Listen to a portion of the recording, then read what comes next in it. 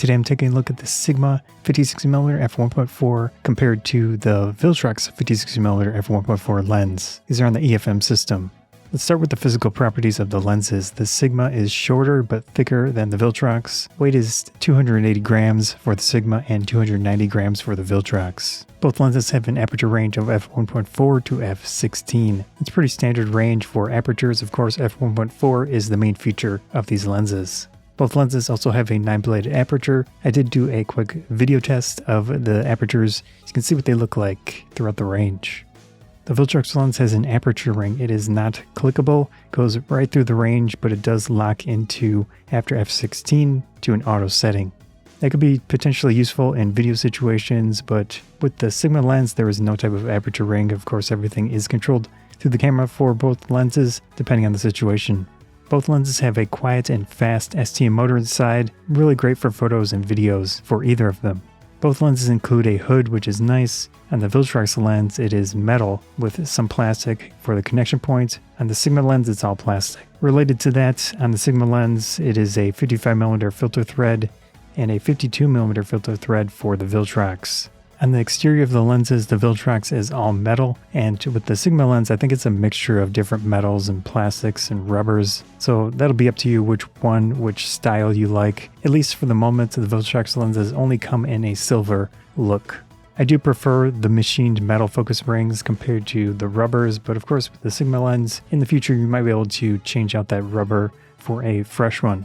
An interesting feature on the Viltrox lens is that it has a built-in micro USB port for firmware updates. Very nice and convenient how it works. Of course, with the Sigma lens, you actually need to buy an accessory dock, the UD11, to update firmware. Although at least in the moment, there was only one single firmware update from the original firmware on the Sigma, and that just adds a new feature. The Viltrox lens, there have been quite a few firmware updates, which were important. Let's start getting into some of the functionality of these lenses. I did do a quick focus breathing test outdoors, maybe not super useful, but you can see in video situations, they're pretty decent. Of course, going all the way from infinity focus to very close focus, you're gonna get some shift. But I do think the Viltrox lens is a little bit better in that situation. Let's talk about image quality on these lenses. I think they're both good enough, but there are some differences you might want to take note of. I do think the Sigma lens is a step above the Viltrox lens throughout the aperture ranges. Just a little bit more detail in the photos. Of course, when you look at the photos at a normal distance, normal resolution, you won't notice much of a difference. In regard to bokeh or background point source light quality, the Viltrox lens is smoother and cleaner with those circles in the background from those point source lights. Around the edges of the circles, I think the Viltrox, of course, has a little bit more color fringing, but the Sigma lens is rounder, more defined. In that regard, I do think the Viltrox is a more pleasing look if you don't consider the fringing compared to the Sigma lens. There is a big difference with optical aberrations on the lenses. The Viltrox has quite a bit more chromatic aberrations, the color fringing, all that throughout the aperture range. When you compare one aperture to another between the two different lenses, definitely the Viltrox has more of that aberration issue, but you can of course adjust that with software.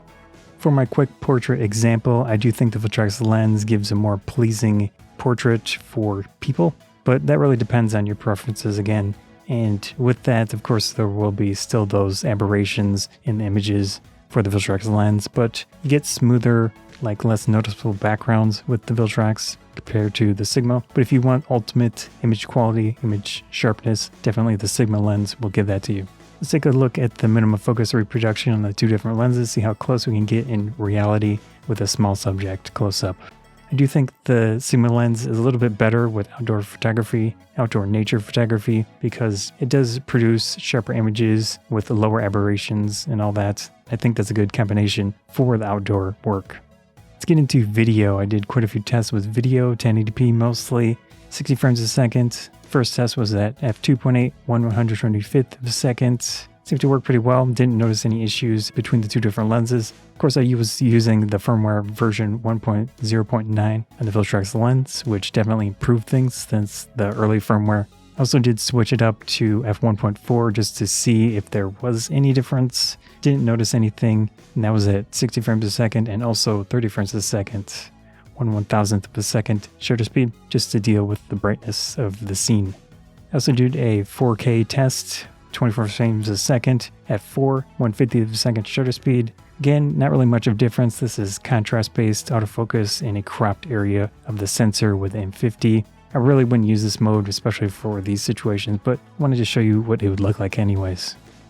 The last video test was automatic video mode. The Viltrox lenses have had issues with this mode before. I think it was version 1.0.8 firmware that fixed or vastly improves that specific use case. Now it seems fine. The Viltrox lens tends to use larger apertures when it can, compared to the Sigma lens that uses narrow apertures, at least in this situation. So definitely some weird quirks. I wouldn't use either of these lenses in automatic video mode at all possible, because they just don't seem super consistent. In conclusion, which lens should you get? I really think it depends on your situation. I think the Sigma, at least at the current moment, is around 54% more expensive than the Viltrox lens, which is a lot of money. And of course, they're both third-party lenses, so firmware really depends on how well the companies keep the lenses updated for the EF-M system. In general, at least on the M50, they work pretty well. Also the M5, I've used these lenses on. No major issues now with the current firmware. But of course, depending on your camera, depending on the situation, you just have to keep that in mind. You might not have a perfect experience compared to native glass. I think image quality, sharpness, low aberrations go to the Sigma.